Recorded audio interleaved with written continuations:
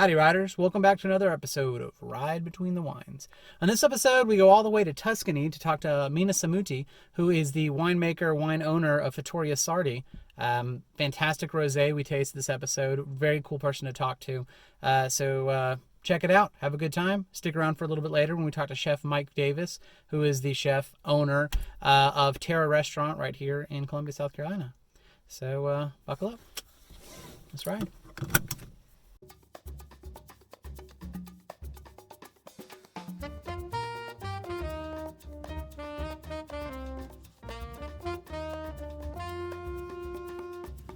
The world we live in is an amazing one, full of passion, wonderment, and of course, fine wine. This is the story of one man's journey to fully understand and appreciate that world. So kick the tires and light the fires. It's time to ride between the wines.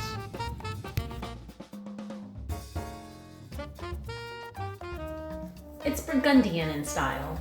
Just a whisper of cherry. Very nice legs. This is so perfectly balanced. Such an old world style. Is this laced with tobacco? A total fruit bomb. I say, so fancy!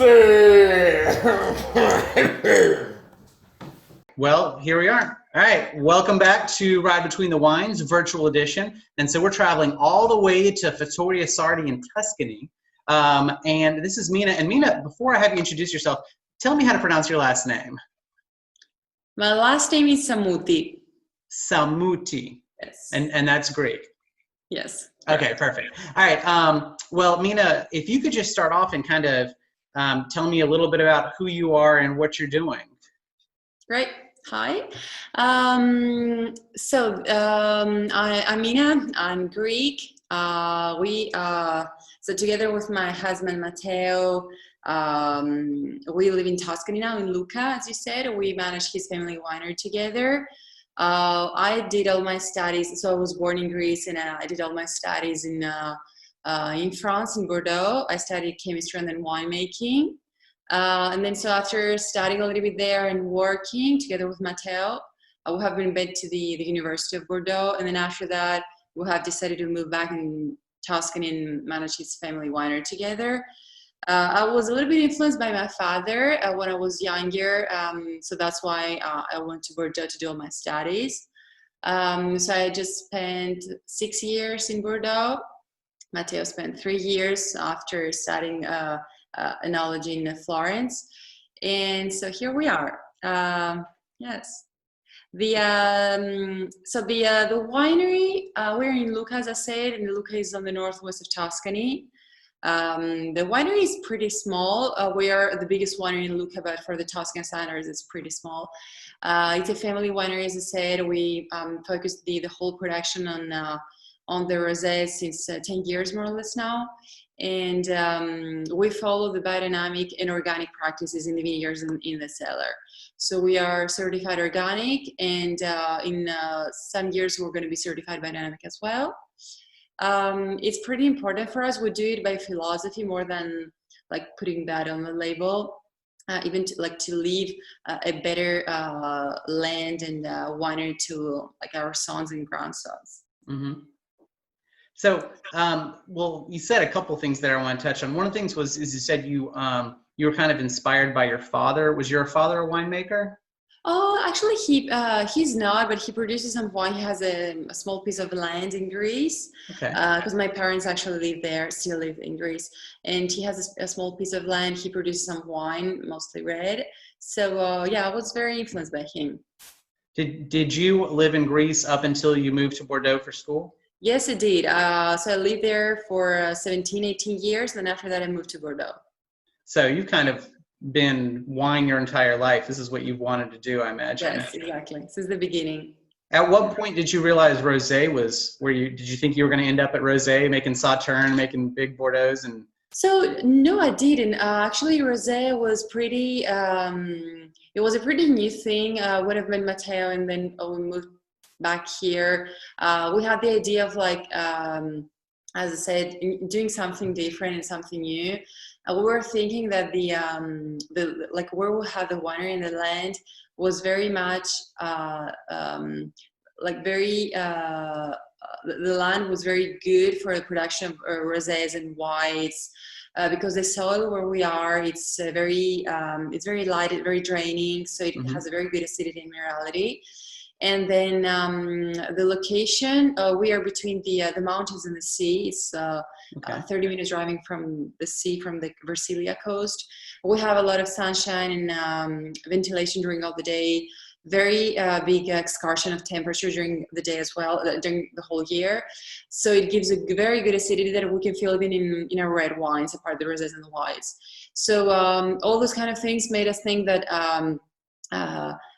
like focusing the production of the rosés and some wines would be a good idea, to do like fresh wines, easy drinking wines, but with a like savoir-faire behind, of course. It's not something that we do. We really know what we do. Right. Yeah. So before you and Matteo took over his father's winery, what were they producing? Rosé already? Actually, so the winery is pretty old. It's pretty, it's about 2 centuries that exists in Lucca. Before they were producing like grains and fruits. They had a lot of fruit trees. And since 1926, they started to produce wine. It was not like good quality wine. It was a wine that was sold like in bulk. And then since 2000, 2002, more or less, Matteo and his brother, they were pretty young, they started to get in the business slowly. Matteo's brother now lives in the United States. He's a restaurant, he's in the restaurant business. And so since 2002, 2003, the winery started to produce really good quality wines. And then after that, as I said, since 2010, 11, we started to produce only organic and biodynamic wines, especially rosé. Okay. And so what is your role versus Matteo's role with the winery? So we're both winemakers, of course. I do the day by day here in the winery. I'm the manager of like everything from the farmhouse, the villa, the things that are like the warehouse, the cellar, everything that has to do with the winery. Everything has to be controlled by me. Matteo is more, so he's a kind of like consultant winemaker, even for some other wineries. So he spends some of his time even in some other wineries, especially one in the south of Tuscany, close to Siena. So he's, I would say maybe the head behind all the operations, you know? And I'm the day-by-day person.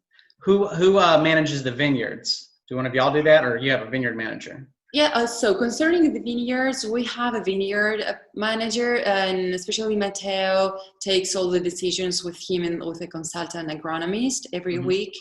So that, like, they organize all the work that has to be done during the week. Yeah. So do you all own all the vineyards where you're picking this as well, or are you buying fruit?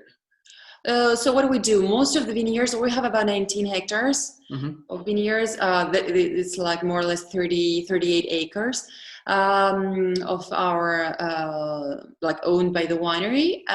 We buy some grapes as well, but it's only about vineyards that we manage the whole year. So we have some collaborations since last years with some other producers or wine growers who are here close to the winery, close to Lucca, and we do like the day-by-day thing with them. We decide how to treat the vineyards and what to do, and then so it's a long collaboration, I would say.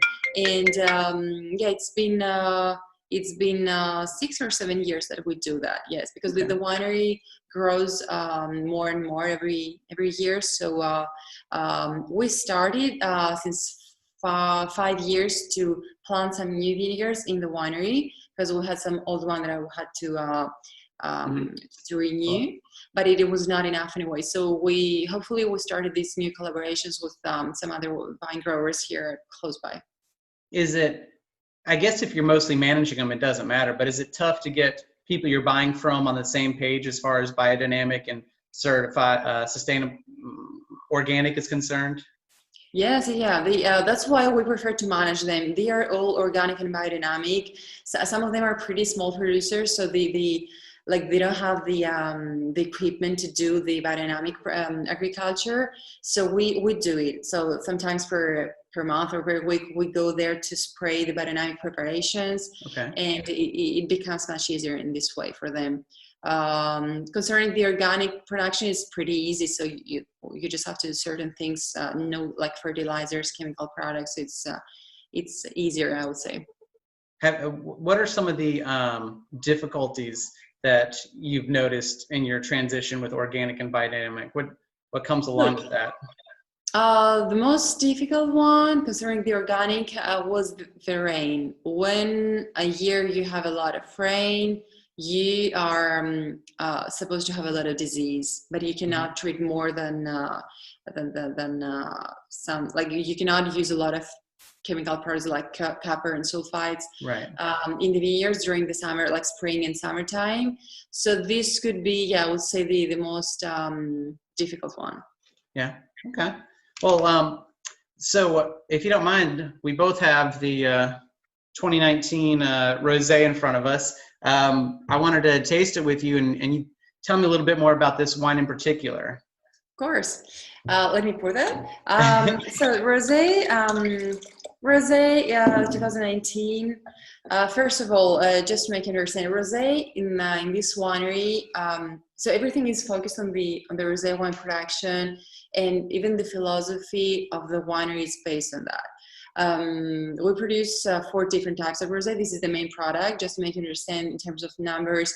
This is about 80,000 bottles per year out of 130. Okay. So it's more than half of the whole production. In this vintage, we have something new. Usually, we're used to use Sangiovese grapes with a little bit of Vermentino, so red and white, co-fermented and co-vinificated together. This year in 19, we started to use some Syrah. And because it gave very, very good results, especially in terms of color. What we do, a part of the rosé does a cold maturation, very, very short one. And then another part of that has a direct pressing. So for us, it's very important to preserve this like nice and pale color of rosé. So concerning the grapes, we decide every year, like it's not an industry here, so we don't have a recipe, but we know now what the vineyards give every year. And we try to do the harvest pretty early to preserve the aromas and the acidity. It's very important. And the other fact is the grapes. So concerning the fact the Syrah, for example, Syrah has a beautiful color. We usually press it the whole cluster pressing. So we put the berries without it steaming. And it gives a beautiful pink color. Sangiovese, it's more difficult. So it's co-vinificated with the Vermentino, who gives a lot of sapidity and savoriness. It's pretty, it becomes much more complex. And concerning the fermentation, it takes place in the tanks, concrete or stainless steel tanks. And it's only spontaneous fermentation. For all of our wines, we wouldn't use any exogenous yeast. It's only spontaneous fermentation. Sometimes, especially for the rosés and the whites, who are doing the fermentation in very low temperatures, so it's pretty cold. What we do, we are preparing a pied de cuve in the vineyards some days before the harvest. So in a kind of like bathtub. So once the fermentation begins, we take the must and we'll put it in the tanks where the fermentation should start. So it becomes a little bit easier in this way. It has a very quick rotation, so it's usually bottled in January, not more than that. No later than that, and it's usually released even in the United States in February, more or less. Okay. So you went a little fast there, and I'm not quite on your enology level, but you mentioned the Sangiovese is co-fermented with the Vermentino, and then the Syrah you said you're doing separately. So yes. How much of the how long do you get the skin contact when you're fermenting the white grape and the red grape together? Let me explain you. So actually we'll co-ferment all the grapes, just to make you understand. You can imagine that the harvest it's not for like 5 days, it's about a month and a half or even 2 months. So we'll have different lots and different vineyards who are harvested every day. Mm-hmm. What we do, we co-ferment the vineyards of the same day according to the standards what we're gonna have, we want to have on the rosé. Mm-hmm. And then after that, so we have, for example, Sangiovese and Vermentino co-fermented, or Vermentino and Syrah, or sometimes, not very often, Syrah and Sangiovese, etc. So we have all those like different lots. It can be even more than 20 at the end of the harvest. So after that, we decide which blend we want to do. Concerning the skin contact, it's very short. It's like very, very short. It can be the maximum duration of like the duration of getting all the grapes in the press. That can be 2 or 3 hours maximum, not more than that. So you're never actually making a red wine and blending it in, even when you get Sangiovese. Okay, cool. We couldn't have made this kind of color and this kind of like quality rosé. No, we didn't do any saignée, no saignée. So we obtained this rosé only, as I said, by cold macerations and direct pressing. Awesome. Well, it's delicious. Is there anything particular about the 2019 vintage that was challenging or better? I would say the only new thing, like the only new thing is that we started to use Syrah, and we see that the color is a little bit more pink than orange. Because we are organic, so we can, especially for the United States, for the organic certification, we are supposed to only use a liquid sulfurs, and the wine tends to be a little bit more orange than pink. In this case, we're pretty, we're happy to obtain this more like pale but pink color than orange. Yeah, well, I was going to say, I in the past, it's looked more orange to me. Yes, correct. How does, I know rosés we're not really expecting to age, but how do your rosés age? Do they change? That's an interesting question. I can tell you that in the longevity of our wines, all of the wines are, it's pretty interesting. Sometimes we'll have like journalists and we'll do a vertical tasting. We open some past vintages and it's still there. It has a good acid. The color changes, of course, it becomes more orange and it's a little bit different, but the acidity is still there. It's much more flowery at the end. It's pretty good. So it's considered as a wine to be drunk within like a year or 2 years. But I mean, even if you drink it after 3 or 4 years, it's still there. It's impressive. Yeah. Well, that's awesome. That speaks well to it. What would you say in Lucca, in the area that you're in, are people drinking much rosé? And what would you say is a great pairing or the part of the meal where you find people drinking it? So in Italy and in Lucca in Tuscany, since like the last 4 or 5 years, they didn't drink any rosé. It was like no. The last years, a lot of wineries produce that more and more with other methods, maybe even with saignée or others. And people are more used to drink rosé now. We sell a lot in the local market and in Italy, apart like the foreign markets, and it becomes bigger and bigger.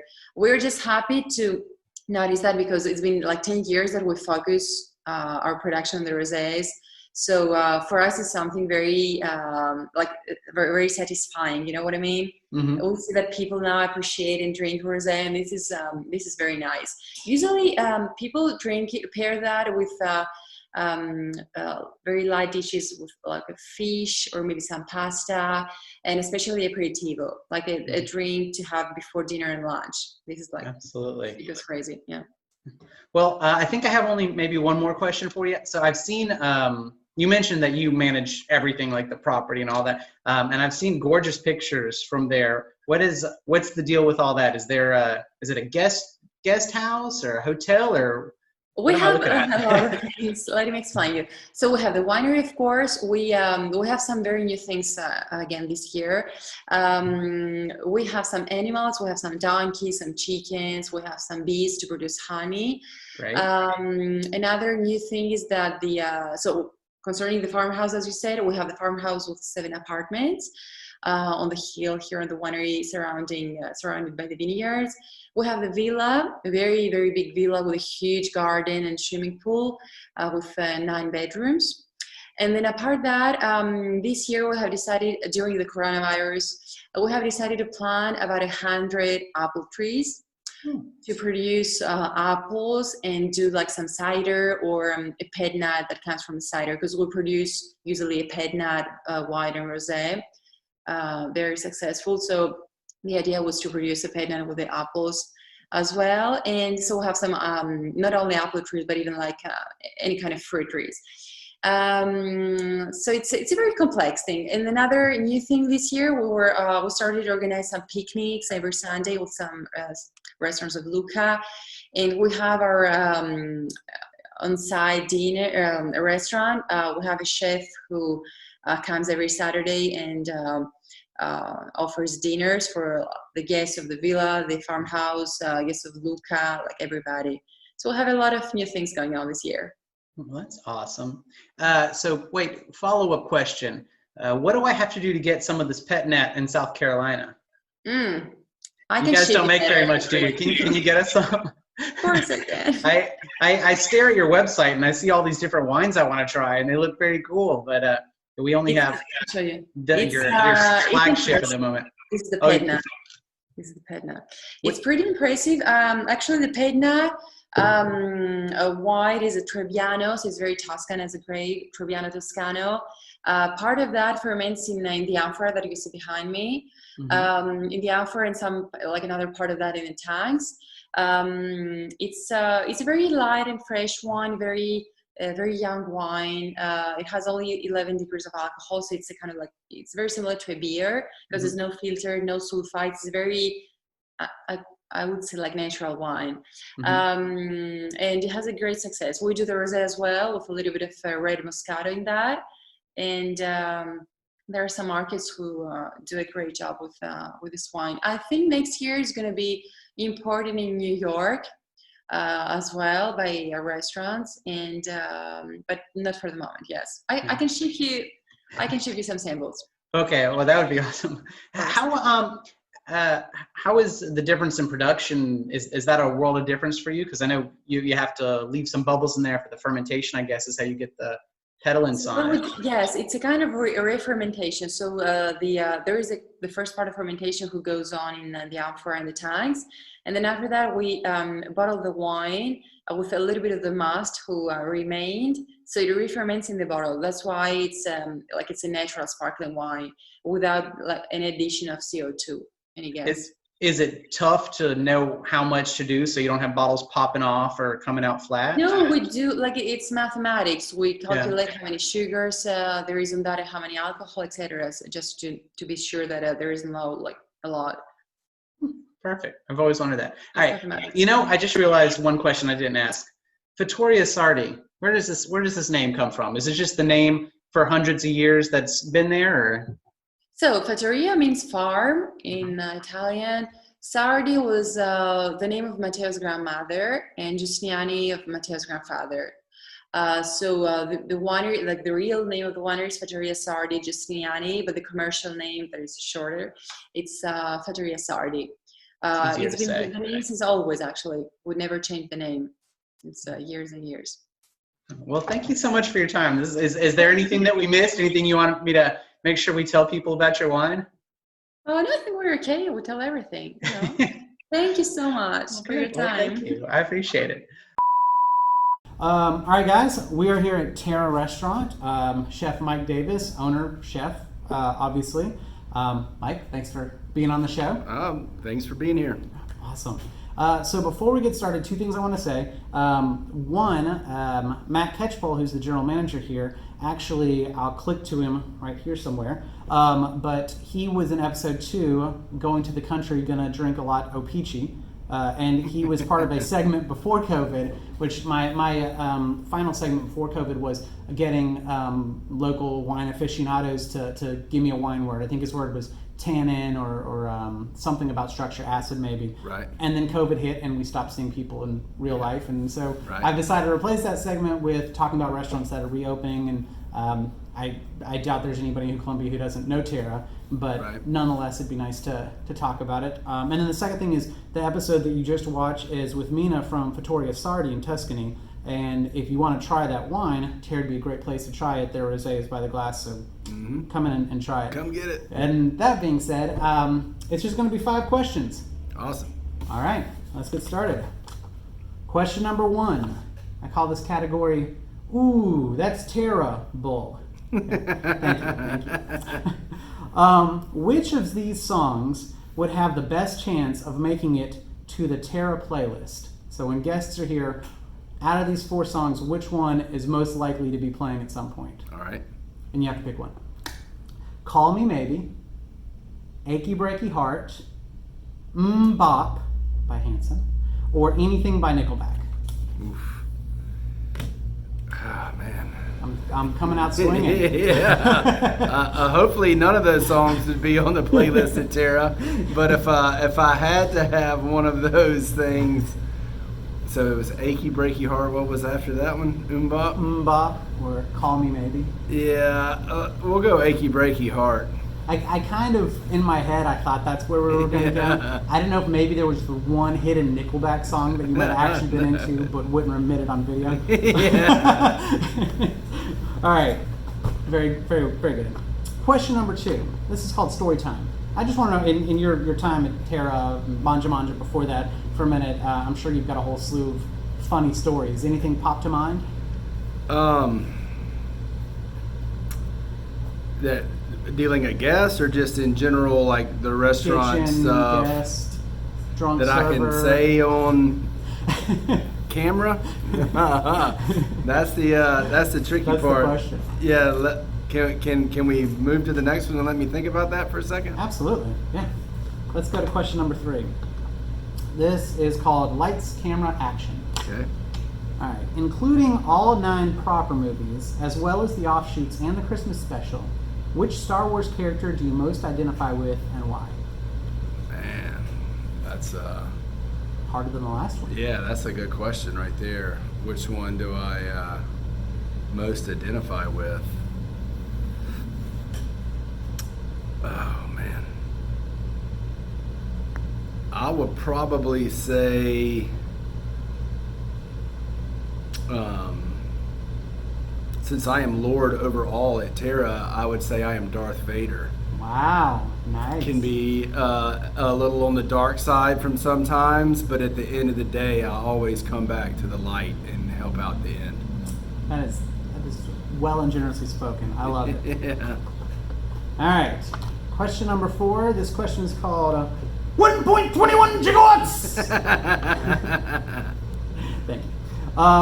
So if you could jump in a DeLorean right now and meet Mike Davis of 15 years ago about to embark on the Terra journey, what would you warn him of? What advice would you have for him?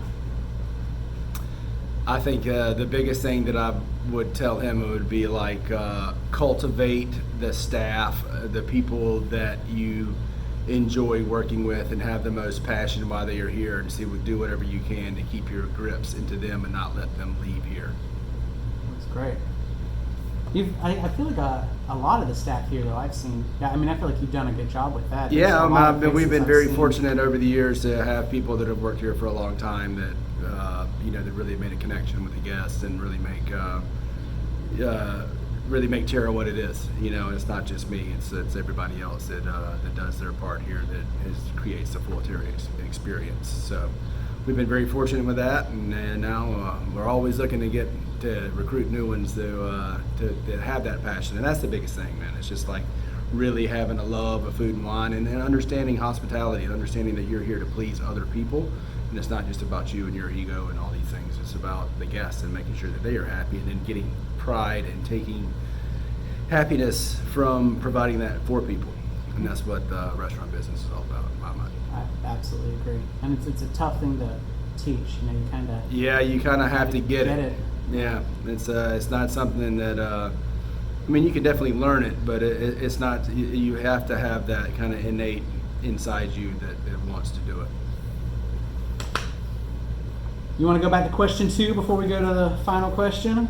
I'm just trying to think of something that now my I podcast want is unedited. put out there. Yeah, so I understand that. For my side, for the PR side, I don't know.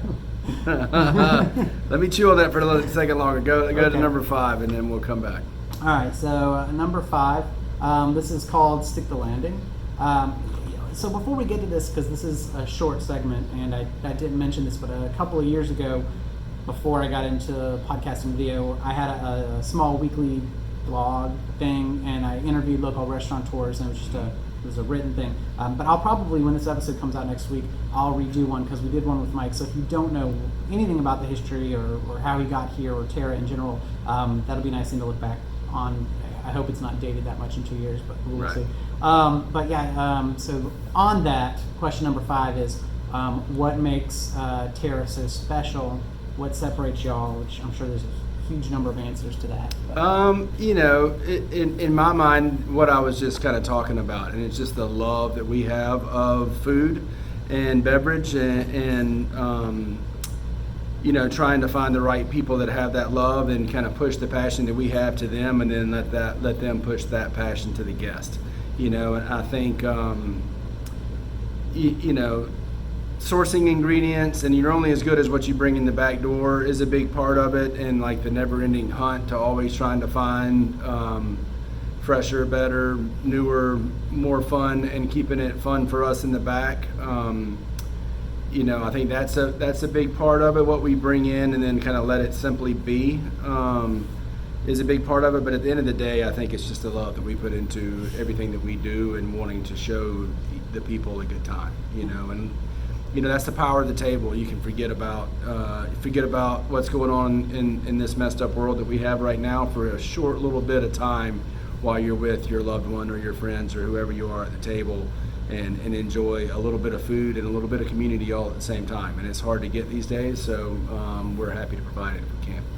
I love that. It's exactly what experience should be. Right. I'm going to skip the last question, the funny question, because I'm going to ask you a different one that I'm just kind of interested if that's okay. Yeah. Which is, unless you came up with something that you're legally allowed to say, but if not, I am kind of interested. So you were definitely one of the first names that's tossed around from starting a farm to table movement in Colombia, just like you were just touching on. When the way that the world is now with COVID and everything else, has your style gotten easier because you're not dealing with bigger things and you're already dealing with smaller producers, or has it got harder or about the same? You know, it's probably a little bit harder just with the times that in Colombia right now. A few years ago, I felt like I was able to get my hands on more fun vegetables that were grown really well that I wanted to play with. You know, like right now is probably the heart of that with the season in Colombia, summertime being when we probably have the most prolific, you know, just with tomatoes and okra and all your squash and zucchini, all the stuff that people like to grow around here that grows really well in this climate, you know. But the spring and the fall and the winter especially is always harder to find local veg that, you know, that really picks my interest and is done correctly, and consistency being the main thing.